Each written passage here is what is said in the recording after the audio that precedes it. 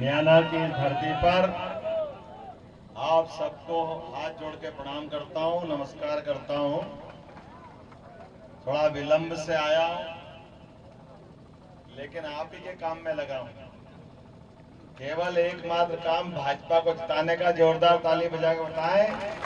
हमारे मन की इस तड़प को, इस आग को जब तक आखिरी वोट न डल जाए तब तक शांत नहीं करना है। मंच पर विराजमान अभी अभी जो अपना भाषण दे रहे थे हमारे जिलाध्यक्ष माननीय धर्मेंद्र सिंह सिकरवार जी, इस अवसर पर गुना के विधायक पन्नालाल साके जी है क्या? पन्नालाल जी ये 13 से 18 में मेरे साथ भी विधायक थे। और हमारे साथी मंत्री माननीय महेंद्र सिंह जी, मैं इनके साथ मंत्री भी रहा हूं। आपके पूर्व विधायक माननीय महेंद्र सिंह जी, संजू भैया, हमारे विधानसभा के संयोजक बड़े भैया माननीय हरि सिंह यादव जी, विधानसभा संयोजक, आपका भी स्वागत है। जरा ताली वाली बजाते रहो, मैं बोलता रहता हूँ नाम। मनोज दुबे जी, जोरदार ताली बजाए। गोपीलाल जाटव जी 4 बार विधायक रहे। राजेंद्र सलूजा जी पूर्व विधायक। जिला महामंत्री संतोष धाकड़ जी, अरविंद धाकड़ जी जिला पंचायत अध्यक्ष। ओएस शर्मा जी, श्रीमती राजेश राजपूत। अच्छा, थोड़ा सा नाम में अटक रहा था, मेरे को लगा कि ये श्रीमती है। हमारी बहन का स्वागत है, अभिनंदन। मेरा एक दोस्त है कीर्ति रावल, उसके घर में भी यही दिक्कत है। तो काले जीवन से कई लोग कीर्ति समझ के सोचते हैं कि कोई लड़की को पत्र लिखना है। वो मूल का लड़का है। ये हमारे माता पिता की विशेषता। जोरदार अपने माता पिता के लिए तालियां बजा दें, पूरे मंच के लिए तालियां। हमारे दामोदर शर्मा जी, महेंद्र गिरार जी, मुकेश जाटव जी, पहलवान सिंह कुशवाहा जी, जयनारायण सोनी जी, सरपंच म्याना, आपने कई मांगे की सरपंच साहब, आपके भी साथ ही हूं। चिंता मत करो, 5 साल के लिए सरकार बनी, अभी तो 2 महीने का ये इंटरवल है। जैसे आचार संहिता खत्म हुई, आज जो मांगोगे सब दे दूंगा। राम प्रताप सिंह जनपद अध्यक्ष गुना, वो भी है क्या? और गजेंद्र सिकरवार जी मेरे पुराने मित्र और पुराने जिलाध्यक्ष।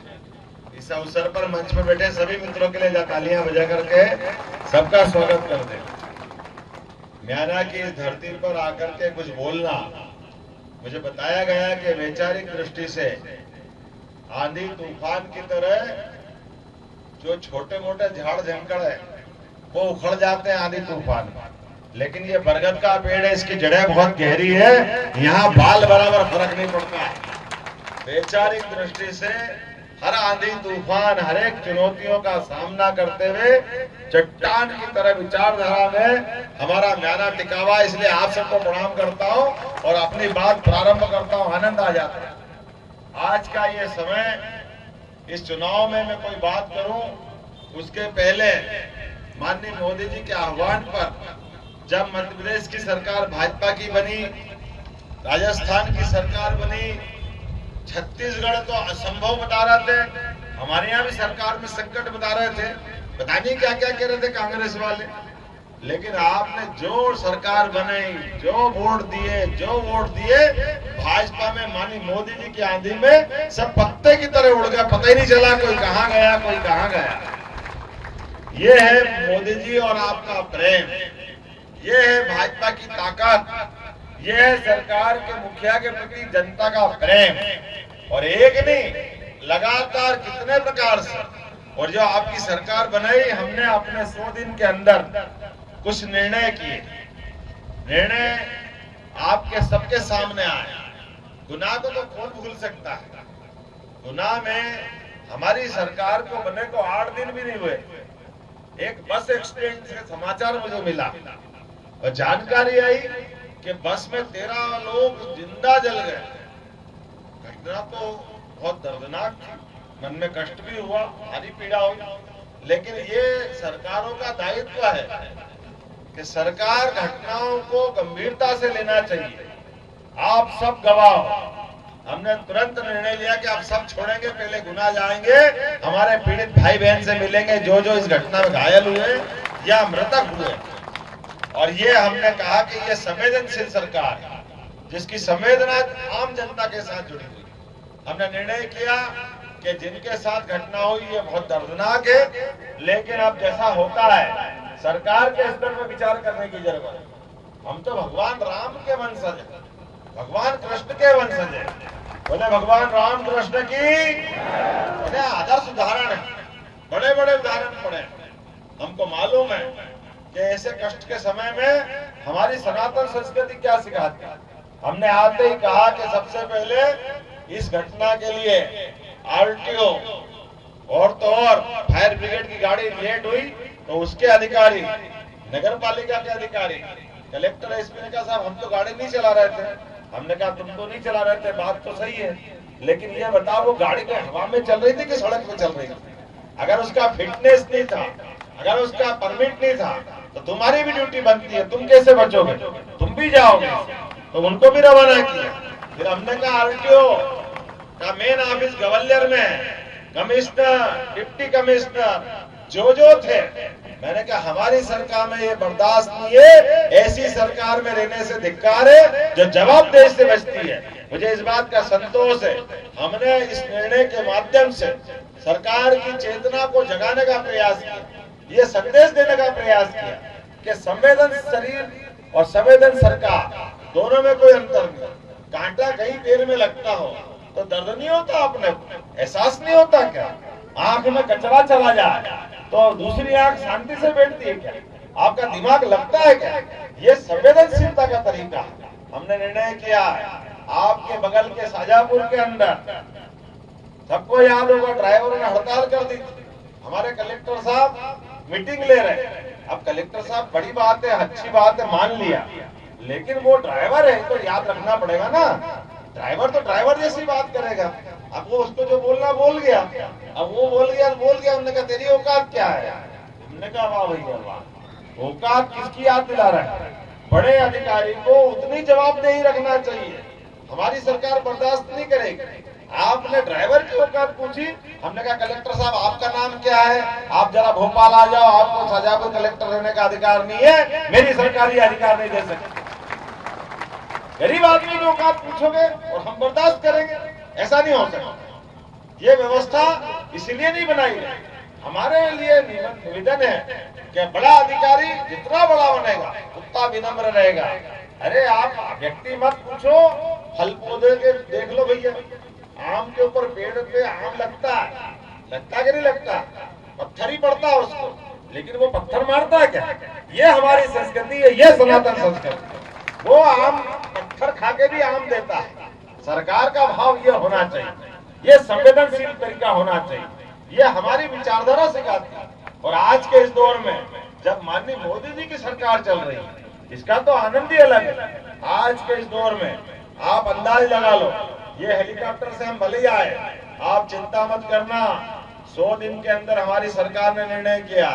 जैसे आपके यहाँ पर एक कष्ट मैंने देखा था कि भर्ती करने वालों को गुना में भर्ती करा, और भी एक दो घटना घटी, क्या हार्ट अटैक आ जाए।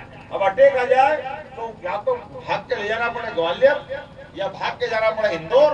अब गुना से लेकर आसपास के क्षेत्र में कोई बड़ा हॉस्पिटल नहीं है, बड़े कष्ट है। लेकिन आधुनिक समय है ना, ये आधुनिक समय में गया जमाना जब हेलीकॉप्टर बड़े लोगों का होता है। अब आपकी सरकार ने वोट देकर सरकार बनवाई है, ये भाजपा की सरकार है। हमने फैसला किया है अगर हॉस्पिटल में कोई मरीज भर्ती हुआ और गंभीर स्थिति बनी तो इसको तुरंत ग्वालियर ले जाना पड़ेगा, इंदौर ले जाना पड़ेगा या बंबई दिल्ली भी पहुंचाना पड़ेगा। तो आयुष्मान कार्ड के माध्यम से हमारा हेलीकॉप्टर आएगा, डॉक्टर और कलेक्टर डिसाइड कर दे, हेलीकॉप्टर से पूछवाएंगे, उसकी जान बचाना, उसको चिकित्सा दिलाना, ये हमारा काम होना चाहिए कि नहीं होना चाहिए? आज के जमाने में अरे याद करो, हम तो भगवान राम की जय जयकार करने वाले व्यक्ति हैं। डॉक्टर तो डॉक्टर, हनुमान जी ने 17 लाख साल पहले संजीवनी का पहाड़ उठा लाया कि नहीं उठा लाए थे? बोलो बजरंग बली की। आज ये बजरंग का पट्टा हमारे भी देश का प्रधानमंत्री बना है, बना के नहीं बना? बोला नरेंद्र मोदी जिंदाबाद।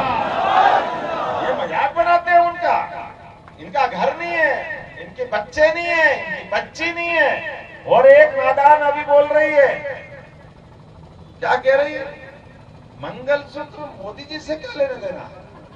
अच्छा, तुम्हारी शादी कहाँ हुई? तुम्हारी शादी तो क्रिश्चियन क्या हुई? चलो, हमारे तो प्रधानमंत्री की शादी भी नहीं हुई। तुमने तो दुर्भाग्य से शादी भी वहां नहीं करी। नेहरू जी का परिवार, भगवान के यहाँ से नेहरू जी आत्मा आंसू बहा रही होगी कि मेरे यहाँ कहाँ की पोती पैदा हो गई जो मंगलसूत्र नहीं पहन रही शादीशुदा होने के बाद। और शादीशुदा होने के बाद भी दुर्भाग्य के साथ हमारे यहाँ तो बेटी विदा हो जाए तो विदा होते ही उसका सरनेम जो माँ का लगता वो लगाते कि नहीं लगाते? लेकिन ये वोट के भूखे लोग, ये वोट के चक्कर में अपना सरनेम भूल रहे हैं। आज भी गांधी लगा के प्रियंका भी गांधी हो गई। अरे भैया, कहां से हो गई गांधी? वो असली गांधी के परिवार वाले तो आज भी बेचारे पता नहीं कहां होंगे। ये नकली गांधी वोट के चक्कर में गांधी के नाम पे वोट ले रहे हैं। ये जनता सब हिसाब चुकता करेगी। बोलो, करेगी कि नहीं करेगी? कोई माफ नहीं करेगा। अरे हमारी संस्कृति, सनातन संस्कृति, इसमें छिपा हुआ क्या है? सम्मान के साथ भगवान राम। अब आप बताओ, यहाँ जितने लोग बैठे हैं, किसी को बताने की जरूरत है क्या? आप बताओ, भगवान राम कहाँ पैदा हुए? जरा इधर से बोलो, कहाँ पैदा हुए? आप बताओ, कहाँ पैदा हुए? मैंने आपको सिखाया तो नहीं पहले? आपको मालूम है भगवान राम कहाँ पैदा हुए? अयोध्या में पैदा हुए। अयोध्या में सरयू नदी है, उनका किनारा जनक मंदिर है। जनक भगवान का, जनक जी का महल था, जनक जी के पुत्र हैं। मालूम है कि नहीं सबको? मालूम है ना? और उसके बावजूद भी सबको मालूम है, आपको पूरे देश को मालूम है। देश तो क्या, दुनिया में कहीं चले जाओ और वो आपसे पूछे आप किस देश से आए, आप कह दो मैं रामकृष्ण के देश से आया हूँ, तो वो समझ लेते भारत के देश से आए। समझते कि नहीं समझते? लेकिन नहीं समझने वाले कौन? कांग्रेस वाले, जिनको ये मालूम नहीं कि भगवान राम कहाँ पैदा हुए, भगवान राम है भी कि नहीं है। भगवान राम के जन्म स्थान को लेकर के, अयोध्या के मामले को लेकर के जितने अंधे फंडे, जितने अड़ंगे लगा सकते थे, अटकाते रहिए, लटकाते रहिए, भटकाते रहिए 70 साल तक। अरे देश आजाद हो गया 47 में, भगवान का प्रकटीकरण का मसला चला 47 में। लेकिन देश के अंदर ये पहला दुर्भाग्य का विषय है, भगवान जिन पे सबसे ज्यादा श्रद्धा है, राम से हमारा रोम रोम जुड़ा हुआ है। जुड़ा हुआ कि नहीं अपना राम से रोम? हमने भगवान राम से इतना सीखा कि कोई अज्ञात व्यक्ति से मिले तो भी राम राम करके हम आनंद का एहसास करते हैं। और जब हमको अपना उत्साह उमंग दिखाना है तो जय श्री राम करते हैं। करते कि नहीं करते हैं? हम तो राम से ऐसे जुड़े कि सोने भी जाए तो हम कहते आराम करने जा रहे हैं। जा रहे कि नहीं जा रहे? अरे तुमको रावण के पास जाना तो जाओ, हम तो राम वाले हैं, है कि नहीं? पूरे राम वाले बजाए जय श्री राम। और ये शरीर रोम रोम में ऐसे राम समाये, ऐसे राम समाये, ऐसे राम समाये कि शरीर भी छूट जाए तो राम नाम सत्य करके आनंद मनाते कि नहीं मनाते? अपने यहाँ इतना संस्कार, लेकिन ऐसे राम पे प्रश्न उठाओ, ऐसे राम के बारे में चिंता करो और ऐसे प्रश्न करोगे कि घेन प्रकार कैसे भी करके भगवान राम का मंदिर नहीं बने। कितना नफरत भगवान राम के प्रति। और क्या कहते हैं, जब फैसला आ गया, मंदिर बन गया, निमंत्रण देने का मौका आया, सारे को लगा इनके हाथ के तोते उड़ गए, छाती पे सांप लौट गया। अब इनको लगा वोट जा रहे हैं, अंदर से डर लगा तो डरते डरते भी कहने लगे राम तो हमारे भी है, चंदा तो हमने भी दिया था। हाँ, चंदा तुमने दिया था, लेकिन चंदा दिया था, तुम्हारा चंदा तुम्हारे मुंह पे फेंकेंगे। तुमने भगवान राम का मंदिर का निमंत्रण ठुकराया, तुम वोट के चक्कर में भगवान राम को लज्जित करोगे। अरे हम तो वो संस्कृति के लोग हैं, दुश्मन भी अगर निमंत्रण देने घर पे आए, हमारी उसके घर में जाने की इच्छा हो, उसके कार्यक्रम में शामिल होने की इच्छा हो या नहीं हो, उसके कोई मुंह पे मना करता है क्या? कोई मुंह पे ठुकराता है क्या? हम तेरा निमंत्रण नहीं ठुकराते, तेरा निमंत्रण ठुकराते हैं। ये इतने अहंकारी हो गए, इतने घमंड हो गए। ये भगवान राम के जमाने के रावण को याद कर लो, ये रावण से ज्यादा घमंडी हो गए, इतने अहंकारी हो गए। अरे उसका घमंड नहीं चला तो तुम्हारा घमंड भी नहीं चलने वाला, मैं गारंटी लिख के दे सकता। पूरा देश जानता है, जहाँ आपने भगवान राम का निमंत्रण ठुकराया, जनता आपको ऐसा ठुकराएगी कि आपको 7 तारीख के दिन मालूम पड़ेगा। बोलो, पड़ेगा कि नहीं पड़ेगा? जनता ठुकराएगी कि नहीं ठुकराएगी? और आपको भगवान राम का आनंद आया, पहला वोट दिया आपने देश से आतंकवाद समाप्त करने का, पाकिस्तान को ठिकाने लगाने का। बहुत आतंकवादी घटना करता था, पूरे देश में बम फटाके फोड़ता था, फोड़ता कि नहीं फोड़ता था, कितने लोग परेशान होते थे। उनको वो भूल गया। 14 में सरकार बदल गई है, वो गए साहब जिनकी आवाज नहीं निकलती थी माइक पे, वो कांग्रेस की सरकार के मुखिया मनमोहन सिंह चले गए, भूल गया, भूल से बालाकोट में घटना कर दी, हमारे वीर बहादुर जवान सोते हुए पे हमला कर दिया, उनके प्राण ले लिए। लेकिन ये मैंने कहा कि जैसे गुना में घटना हुई, ये हुई घटना थी, घटना घट गई। और घटना के बाद सरकार की चेतना किसके पास? माननीय मोदी जी आए, सबके बीच आए, डंके की चोट आए और उन्होंने कहा बहुत बड़ी गलती कर दी पाकिस्तान ने, इसकी कीमत चुकाना पड़ेगी।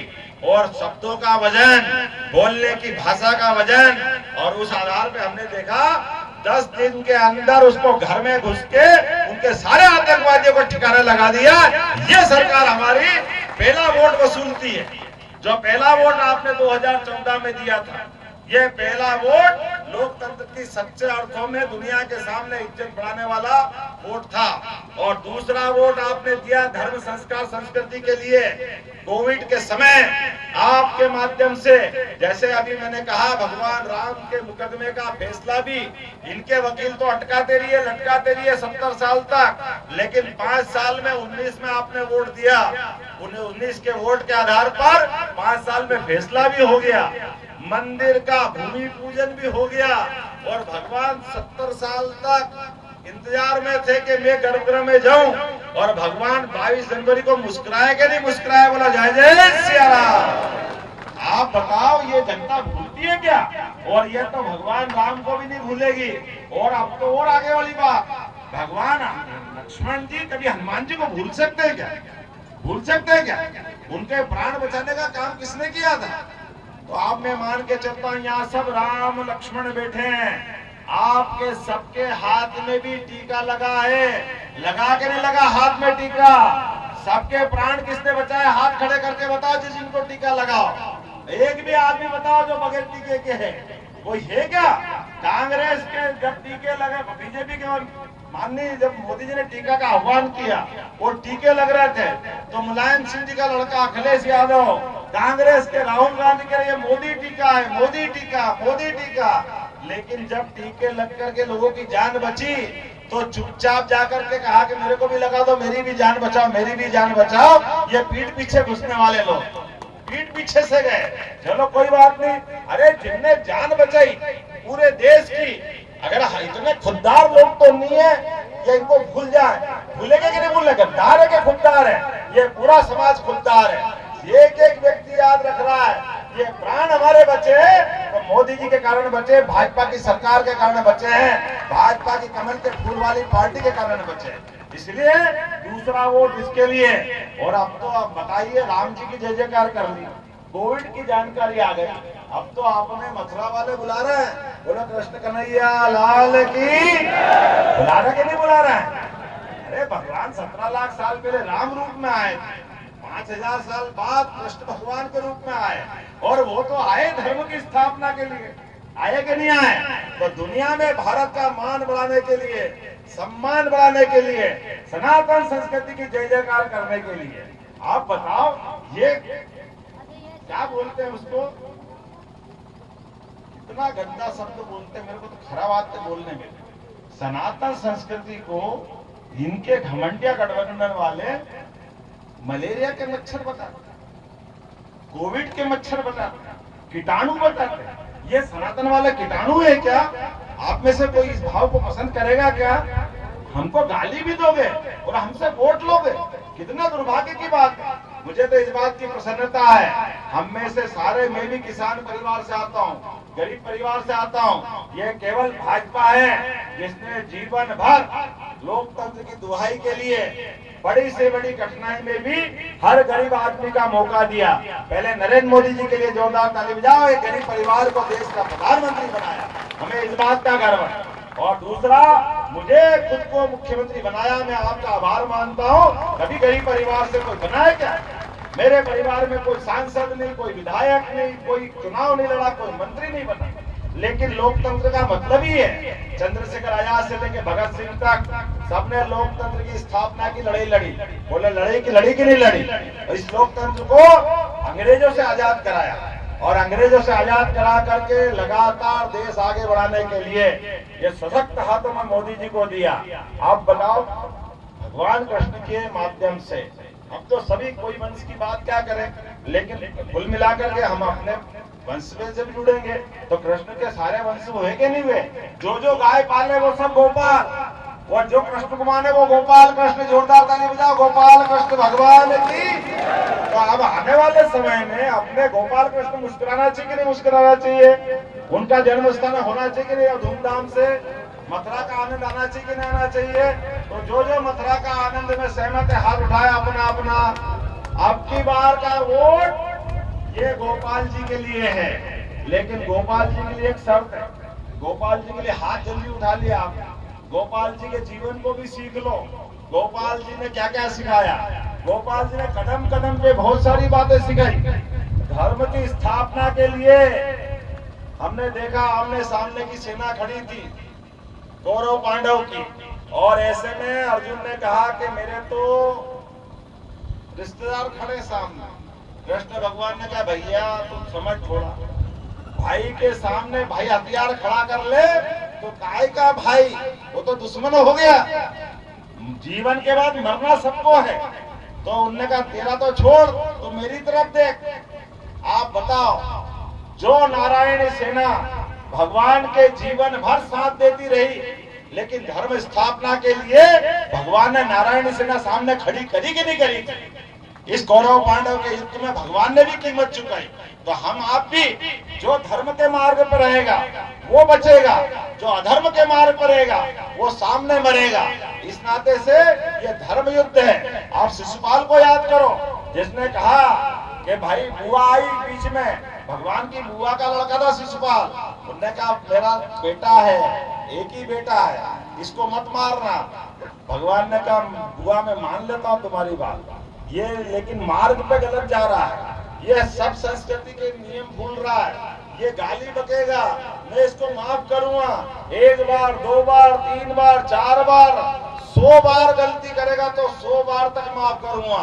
लेकिन 100 बार के बाद आया, भले ही मेरा ये अपना सगा है, ये गुनाह वालों को आपको ज्यादा समझ रहा हूँ, आप समझ जाना कि अपना सगा बुआ जी का बुआ भाई एक ही थे, लेकिन जिसने अन्याय करा है, जो गलत मार्ग पे गया है, धर्म के मार्ग के खिलाफ गया है, जैसे ही 100 गलती पूरी हुई, भगवान ने उंगली ऊपर कर ली और सुदर्शन चक्र धारण कर लिया।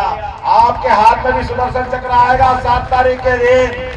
आप में से सब संकल्प करो, ये धर्म युद्ध में अब हमको सुदर्शन चक्र लोकतंत्र के माध्यम से वोट से मिला है, आपकी उंगली के माध्यम से सुदर्शन चक्र मिला है। जोरदार ताली बजाओ गोपाल कृष्ण भगवान की जय। आपको संकल्प लेना है, एक एक वोट अपने सुदर्शन चक्र के माध्यम से चला के ये कटे हाथ का पंजा फेंकना है। बोला सब तैयार है? तो अपने स्थान पे खड़े हो जाओ और संकल्प करो, एक एक व्यक्ति एक एक वोट। जब तक नहीं डल जाए तब तक शांति से नहीं बैठेंगे। अपने अगले माननीय हमारे सिंधिया जी के लिए और नरेंद्र मोदी जी के लिए जोरदार ताली बजाओ। ये उनके लिए धर्म युद्ध है। हमने सबने देखा है, धर्म के मार्ग पर आकर के पहले राजमाता जी ने कांग्रेस को सबक सिखाया था और इतिहास बनाया था। ये वो बड़ा लड़ाकों की लकड़ी है, ये राजमाता जी की धरती। जोरदार ताली बजाओ राजमाता जी के लिए। और अब की बार पटरी से उतरे कमलनाथ, तो कमल अपने पास हो गया, अब नाथ अनाथ होगा। जोरदार ताली बजाओ इस बात के लिए। ये लड़ाई धर्म और अधर्म की लड़ाई है। हम और आप सब मिलकर संघर्ष करेंगे। और ये जो अपने हाथ में सुदर्शन चक्र धारण किया, एक एक व्यक्ति भगवान कृष्ण के लिए अब की बार कोर्ट का फैसला जल्दी निपटाने के लिए कोर्ट में निवेदन करेंगे, जल्दी करो भैया, कृष्ण भगवान के मामले में क्यों डंगे लगाते हो। और जैसे ही कोर्ट ने किया, ये 5 साल में भगवान राम का मंदिर बना है, उम्मीद करेंगे भगवान कृष्ण का भी बनेगा। बोलो जय जय सिया राम, गोपाल कृष्ण भगवान की, भारत माता की। बहुत बहुत धन्यवाद। भारत माता की जय।